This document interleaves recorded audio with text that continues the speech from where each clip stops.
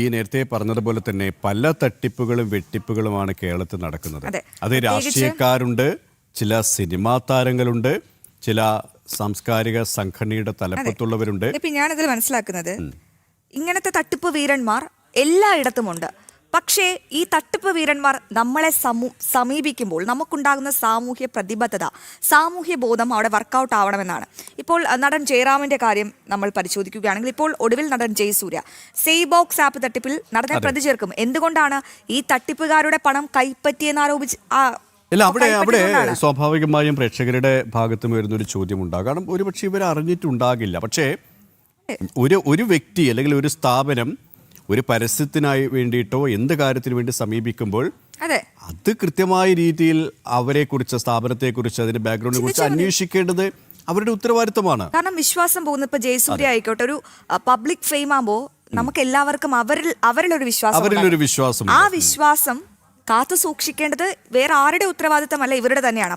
അപ്പോൾ ഞാനിപ്പോൾ യൂട്യൂബ് എടുത്താലും ഇൻസ്റ്റ എടുത്താലും ഒരുപാട് യൂട്യൂബേഴ്സ് ഉണ്ട്, അതായത് അത്രത്തോളം സെലിബ്രിറ്റീസ് ഉണ്ട്. അവരെല്ലാവരും ഒരു പ്രൊഡക്റ്റിനെ കണ്ണടച്ചുകൊണ്ട് പ്രൊമോട്ട് ചെയ്യുന്നത് കാണുന്നുണ്ട്. അപ്പോൾ ഇവരെ വിശ്വസിക്കുന്ന ആൾക്കാർ ഇത് വാങ്ങും. ഒരുപക്ഷെ ഇതുപോലുള്ള തട്ടിപ്പുകളുടെ മറ്റൊരു മുഖമായി മാറാൻ ഇനി ഇതൊക്കെ സാധ്യതയുണ്ട്. എന്നാൽ ഈ സേബോക്സ് ആപ്പ് തട്ടിപ്പിൽ ജയസൂര്യക്ക് വലിയ തിരിച്ചടിയാണ് KP ഉണ്ടായിരിക്കുന്നത്. ജയസൂര്യ കുറച്ചുകൂടി ഉത്തരവാദിത്തത്തോടുകൂടി ഇതിനെ കാണണമായിരുന്നു.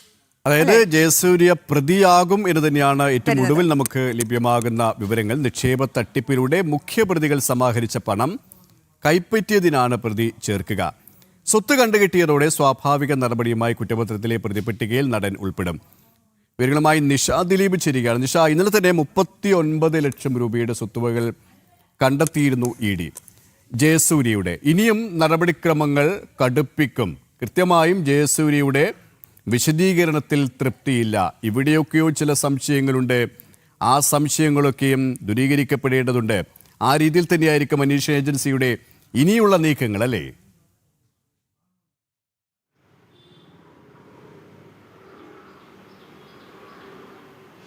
KP, തീർച്ചയായും നിങ്ങളിപ്പോൾ പറഞ്ഞ ആ വിശ്വാസം, ഒരു സിനിമാ നടൻ എന്നുള്ള രീതിയിൽ ജയസൂര്യ നൽകിയ ഒരു ഉറപ്പ്, അത് പല ആളുകളെയും വിശ്വസിപ്പിച്ചു. അതുകൊണ്ട് തന്നെയാണ് ഒരുപാട് ആളുകൾക്ക് പണം നഷ്ടമായത്.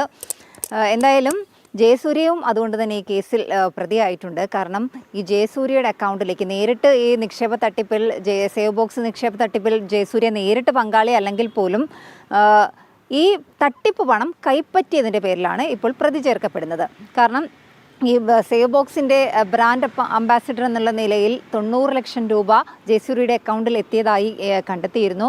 ED ആണ് കണ്ടെത്തിയത്. മാത്രമല്ല ഈ 90 ലക്ഷത്തിൽ കൂടുതൽ തുക, അതായത് ഈ സേവ് ബോക്സിൻ്റെ ഉടമസ്ഥരുമായ അല്ലെങ്കിൽ അത് സ്വാതിക് റഹ്മാൻ എന്ന് പറഞ്ഞ തൃശ്ശൂർ സ്വദേശിയുടേതാണ് ഈ സേവ് ബോക്സ് ആപ്പ്. ഇതിന് ഈ സ്വാതിക് റഹ്മാനുമായി അല്ലെങ്കിൽ സേവ് ബോക്സുമായി ജയസൂര്യ കരാറിൽ ഏർപ്പെട്ടതിനേക്കാളും കൂടുതൽ തുക ജയസൂര്യയുടെ അക്കൗണ്ടിൽ എത്തിയതായി ED കണ്ടെത്തിയിരുന്നു. തുടർന്നാണ് ജയസൂര്യയെ പ്രതി ചേർത്തത്. ജയസൂര്യയുടെ അക്കൗണ്ടിലേക്ക് 90 ലക്ഷം രൂപ എത്തിയിരുന്നു. മാത്രമല്ല നിക്ഷേപകരെ പറഞ്ഞു പറ്റിച്ച്, നിങ്ങൾ നേരത്തെ പറഞ്ഞ വിശ്വാസം എന്നുള്ള വാക്ക്, അതായത് ഒരു സെലിബ്രിറ്റി എന്നുള്ള രീതിയിൽ ജയസൂര്യ ഇതിൻ്റെ പരസ്യങ്ങളിലുണ്ടായിരുന്നു. ബ്രാൻഡ് അംബാസിഡറാണ്. ഈ ജയസൂര്യയുടെ ആ പരസ്യങ്ങളിലൂടെ ഒരുപാട് ആളുകൾ ഇത് വിശ്വസിച്ച് ഈ സേവ് ബോക്സിൽ നിക്ഷേപിച്ചു. അങ്ങനെ തട്ടിപ്പിനിരയായി. ഇതാണ് കേസ്. തൃശ്ശൂർ പോലീസാണ് കേസ് രജിസ്റ്റർ ചെയ്തത്. മാത്രമല്ല കള്ളപ്പണം വെളുപ്പിക്കൽ നിരോധന നിയമപ്രകാരം EDയും ഈ കേസ് അന്വേഷിക്കുന്നുണ്ട്. അങ്ങനെ നടത്തിയ അന്വേഷണത്തിലാണ് ജയസൂര്യയുടെയും ഭാര്യ സരിത ജയസൂര്യയുടെയും അക്കൗണ്ടുകളിലേക്ക് ഈ സേവ് ബോക്സിൽ നിന്നുള്ള പണം എത്തിയതായി ED കണ്ടെത്തിയിരിക്കുന്നത്. അതുകൊണ്ട് തന്നെ ജയസൂര്യയുടെ 39 ലക്ഷം രൂപയുടെ സ്വത്തുവകകൾ താൽക്കാലികമായി ED മരവിപ്പിച്ചിരിക്കുകയാണ്. എന്തായാലും ഇതിൻ്റെ ഒരു സ്വാഭാവിക നടപടിക്രമത്തിൻ്റെ ഭാഗമായിട്ടാണ് ജയസൂര്യയുടെ പേരും ഈ പ്രതിപട്ടികയിൽ ചേർത്തിട്ടുള്ളത്. നിരവധി ആളുകളെ, അതായത് വൻ ലാഭം വാഗ്ദാനം ചെയ്ത് നിക്ഷേപ തട്ടിപ്പിലൂടെ പണം സമാഹരിക്കുകയും ഇത് വിവിധ അക്കൗണ്ടുകളിലേക്ക് നിക്ഷേപിക്കുകയും ചെയ്തതായാണ് ED കണ്ടെത്തിയത്. ഈ ജയസൂര്യയുടെ താരമൂല്യം അത് ഈ സ്ഥാപനം കൃത്യമായി ഉപയോഗപ്പെടുത്തി ജയസൂര്യ പറയുന്ന കാര്യങ്ങൾ വിശ്വസിച്ച് പണം മുടക്കിയവർ അല്ലെങ്കിൽ ആ രീതിയിലുള്ള ഇടപെടലുകൾ നടത്തിയവർ, അവരാണ് വഞ്ചിക്കപ്പെട്ടത്. അതുകൊണ്ട് തന്നെ ഒരു തരത്തിലുള്ള ന്യായീകരണം നടത്തിക്കഴിഞ്ഞാലും ജയസൂര്യക്ക് രക്ഷപ്പെടാൻ കഴിയില്ല. കൃത്യമായ ഒരു വിശദീകരണം വേണം, കൃത്യമായ നടപടികൾ വേണം. അതുതന്നെയാണ് ഇപ്പോൾ തുടർ നീക്കങ്ങളിൽ നമുക്ക് പ്രതീക്ഷിക്കാൻ കഴിയുന്നത്, അല്ലേ?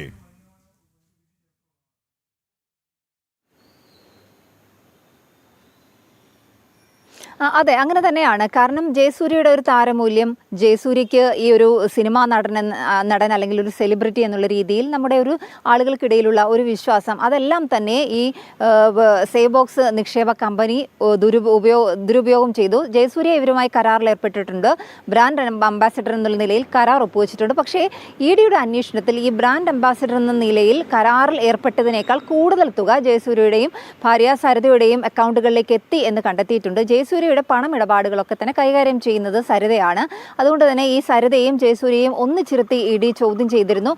KP പറഞ്ഞതുപോലെ തന്നെ ആളുകൾക്കിടയിൽ വലിയ രീതിയിലൊരു വിശ്വാസം ഉണ്ടാക്കുന്ന തരത്തിലൊരു തട്ടിപ്പ്, അതാണ് ജയസൂര്യയെ വെച്ച് ഈ സേവ് ബോക്സ് ആപ്പ് കമ്പനിക്കാർ നടത്തിയത്. അതുകൊണ്ട് തന്നെ ജനങ്ങളെ വഞ്ചിച്ചു, വിശ്വാസവഞ്ചന നടത്തിയതിൻ്റെ പേരിലൊക്കെ തന്നെ ജയസൂര്യയെയും ഇതിൽ പ്രതിപട്ടികയിൽ ചേർക്കുന്നുണ്ട്.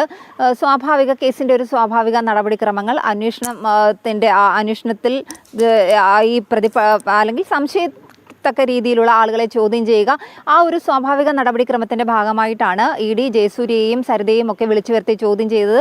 പിന്നീട് ഇവരെ രണ്ടുപേരെയും ഒന്നിച്ചിരുത്തി ചോദ്യം ചെയ്തത്. കൃത്യമായി പണം എങ്ങോട്ടേക്ക് പോയിട്ടുണ്ട്, ഒപ്പം ഈ പണം, അതായത് കരാർ ഏർപ്പെട്ടതിനേക്കാൾ കൂടുതൽ തുക എങ്ങനെ ജയസൂര്യയുടെ അക്കൗണ്ടിലേക്ക് എത്തി, ഈ കാര്യങ്ങളിലൊക്കെ വ്യക്തത വരുത്തേണ്ടതുണ്ട്. അതുകൊണ്ട് തന്നെയാണ് ഒരുപക്ഷെ വീണ്ടും ചോദ്യം ചെയ്യലുകളിലേക്കൊക്കെ പോകും. രണ്ടുപേരെയും ഇനിയും ഒന്നിച്ചിരുത്തി ചോദ്യം ചെയ്യുന്ന നടപടിക്രമങ്ങളിലേക്കൊക്കെ തന്നെ എൻഫോഴ്സ്മെന്റ് ഡയറക്ടറേറ്റ് കടക്കും. എന്തായാലും ആളുകളെ, നിക്ഷേപകരെ വഞ്ചിച്ചു, വിശ്വാസവഞ്ചന നടത്തി. അതിനാണ് ഇപ്പോൾ ജയസൂര്യക്കെതിരെയും കുറ്റകൃത്യത്തിൽ നേരിട്ട് പങ്കെടുത്തില്ലെങ്കിൽ പോലും ഈ വഞ്ചിച്ച് നേടിയ പണം ജയസൂര്യയുടെ അക്കൗണ്ടിലേക്കും എത്തിയിട്ടുണ്ട്. അതായത് ഈ ഒരു പണം ജയസൂര്യയും കൈപ്പറ്റിയിട്ടുണ്ട്. ഇതിന്റെ പേരിലാണ് ഇപ്പോൾ ജയസൂര്യയെയും പ്രതിപട്ടികയിൽ ഉൾപ്പെടുത്തിയിട്ടുള്ളത്. KP Yes, അത് തന്നെയാണ് ഈ അന്വേഷണ ഏജൻസിയുടെ ഇടപെടൽ കൂടുതൽ മുറുകുകയാണ്. കുരുക്ക് ജയസൂര്യക്കും മുറുകയാണ്. കാരണം ഇവിടെ ഇത് തന്നെയാണ് അശ്വതി. കാരണം ജയസൂര്യ തെറ്റ് ചെയ്തിട്ടുണ്ടോ എന്നുള്ള ചോദ്യം, അതിന് ഉത്തരം കണ്ടെത്തേണ്ടത് അന്വേഷണ ഏജൻസിയാണ്. പക്ഷേ അതാണ് നമ്മൾ നേരത്തെ പറഞ്ഞത്, ജയസൂര്യയെ പോലുള്ള ഒരു വ്യക്തി, താരമൂല്യമുള്ള ഒരു വ്യക്തി, അത് സിനിമയാകണമെന്നില്ല, രാഷ്ട്രീയമാകാം, സാമൂഹിക സാംസ്കാരിക മേഖലയായി കഴിയാം, അവരെ ഒരു വിഷയത്തിൽ ഇടപെടുമ്പോൾ അതിൽ കൃത്യമായ രീതിയിലുള്ള ഒരു നിരീക്ഷണം അവരുടെ ഭാഗത്തിനും ഉണ്ടാകും. ഗൗരവത്തോടെ ഞങ്ങളെ സമീപിക്കുന്ന സ്ഥാപനങ്ങളായാലും വ്യക്തികളായാലും അവരുടെ വിശ്വാസ്യത പരിശോധിച്ചുകൊണ്ട് അവരുടെ കൂടെ നിൽക്കണം. അല്ലാതെ പണം ഞങ്ങൾ തരാം എങ്കിൽ പണം തരൂ, ഞാൻ നിങ്ങളുടെ കൂടെ ഉണ്ട് എന്ന് പറഞ്ഞു കഴിഞ്ഞാൽ ഇതാണ് അവസ്ഥ ഉണ്ടാവുക, അല്ലേ? തീർച്ചയായും ഞാൻ മനസ്സിലാക്കുന്നത് ഇതിലൊരു സാമൂഹ്യ അവബോധം സൃഷ്ടിച്ചേ മതിയാവുള്ളൂ. കാരണം അത് സാധാരണ ജനങ്ങൾക്കിടയിലായിക്കോട്ടെ, സെലിബ്രിറ്റികൾക്കിടയിലായിക്കോട്ടെ, അങ്ങനെ ഒരു സാമൂഹ്യ അവബോധം സൃഷ്ടിക്കേണ്ടിരിക്കണം. അത് വലിയ രീതിയിൽ അഡ്രസ് ചെയ്യേണ്ട വിഷയമാണ്. കഴിഞ്ഞ ദിവസം ഭക്ഷ്യവിഷബാധ മൂലം മരിച്ച ആ ആഹാരം വിളമ്പിയ ഹോട്ടൽ അസ്മാക്ക്, ഞാൻ വെറുതെ ഒന്ന് ഇൻസ്റ്റാഗ്രാമിൽ നോക്കിയതാണ്. ഞാൻ കഴിച്ചിട്ടില്ല. പക്ഷെ ആ അസ്മാക് ഹോട്ടലിനെ പ്രൊമോട്ട് ചെയ്തുകൊണ്ട് എത്ര യൂട്യൂബേഴ്സാണ് വീഡിയോ ചെയ്തിരിക്കുന്നത്.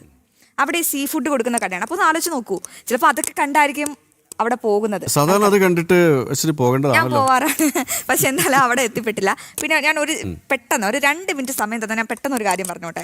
അതായത് ഇപ്പൊ കഴിഞ്ഞ കുറെ വർഷങ്ങളായിട്ട് നമുക്ക് എടുത്തു നോക്കിയാൽ അറിയാൻ പറ്റും, ഈ ബെറ്റിംഗ് ആപ്പ് വഴി ഒരുപാട് സെലിബ്രിറ്റികൾ പ്രതിക്കൂട്ടിലായി. ഈ റാണ ദഗപതി, പ്രകാശ് രാജ്, വിജയ് ദേവരക്കൊണ്ട, അപ്പൊ ഇങ്ങനത്തെ ഉദാഹരണങ്ങൾ നമ്മുടെ മുമ്പിലുണ്ട്. അമിതാഭ് ബച്ചൻ ആയിട്ടുണ്ട്.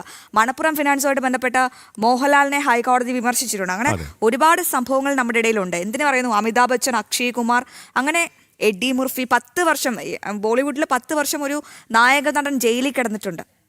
അപ്പോൾ തീർച്ചയായും ഇതിൽ നമ്മളാണ് സ്വയമേയാണ് ബോധ്യം ഉണ്ടാക്കിയെടുക്കേണ്ടത്. സെലിബ്രിറ്റികൾ പറയും നമുക്ക് അവരെ വിശ്വാസമാണ്, പക്ഷേ അവർക്കും ഒരു അവബോധം വേണം. ഒപ്പം ഇതൊക്കെ അവിടെയാണ് കാരണം പ്രത്യേകിച്ച് ഇന്ന് ഏറ്റവും കൂടുതൽ സമൂഹത്തിൽ സ്വാധീനം ചെലുത്തുന്ന ഒരു മീഡിയ സിനിമ തന്നെയാണ്. തീർച്ചയായും സിനിമ, അതുകൊണ്ട് തന്നെയാണ് ഈ സിനിമ നടന്മാരുടെ, നടീനടന്മാരുടെ ജീവിതം നമ്മൾ പൊതുസമൂഹം വളരെ ഗൗരവത്തോടെ ചർച്ച ചെയ്യുന്നത്. കാരണം അത്രത്തോളം സ്വാധീനിക്കുന്നുണ്ട്. മാതൃകയാകേണ്ടവരാണ് ശരിക്കും അവർ കൃത്യമായ രീതിയിൽ ഇത്തരത്തിൽ ശ്രദ്ധ ചെലുത്തിയില്ലെങ്കിൽ ഇങ്ങനെയുള്ള സംഭവങ്ങൾ ആവർത്തിക്കും, അല്ലേ? തീർച്ചയായും അത് ശ്രദ്ധിച്ചേ പറ്റൂ. പക്ഷേ അത്തരത്തിൽ ചില നിലപാടുകൾ എടുക്കുന്ന നടന്മാരും നടിമാരും ഉണ്ട്. സായി പല്ലവി അവർ പറഞ്ഞിട്ടുണ്ട്, ഞാൻ ഒരു പരസ്യ ചിത്രത്തിൽ അഭിനയിക്കില്ല. കാരണം പരസ്യ ചിത്രത്തിൽ അഭിനയിക്കാം, തെറ്റില്ല. പക്ഷെ പറഞ്ഞത് സ്വന്തമായി ഉപയോഗിക്കാതെ, അതെ, എനിക്ക് ബോധ്യപ്പെടണം, എന്നാൽ മാത്രമല്ലേ നമുക്ക് മറ്റൊരാൾ അങ്ങനെയുള്ള ആർജവമുള്ള നടന്മാരുണ്ട്. അപ്പൊ എന്തായാലും ഇത് വലിയൊരു വിഷയമാണ്, അഡ്രസ് ചെയ്യണം. അല്ലെങ്കിൽ നടൻ ജയസൂര്യ കുടുങ്ങിയ പോലെ ഇനിയും ഒരുപാട് പേർ കുടുങ്ങേണ്ടി വരും. അത് കുടുങ്ങിയതാണോ എന്ന് എനിക്കറിയില്ല. ചിലപ്പോൾ അധിക തുക എത്തിയിട്ടുണ്ട്. ഒരുപക്ഷെ ജയസൂര്യയും കൂടി അറിഞ്ഞുകൊണ്ടുള്ള കളിയാണോ എന്നും നമുക്ക് ഈ ഘട്ടത്തിൽ പറയാൻ കഴിയില്ല എന്ന് പറയുന്നതാകും ശരി.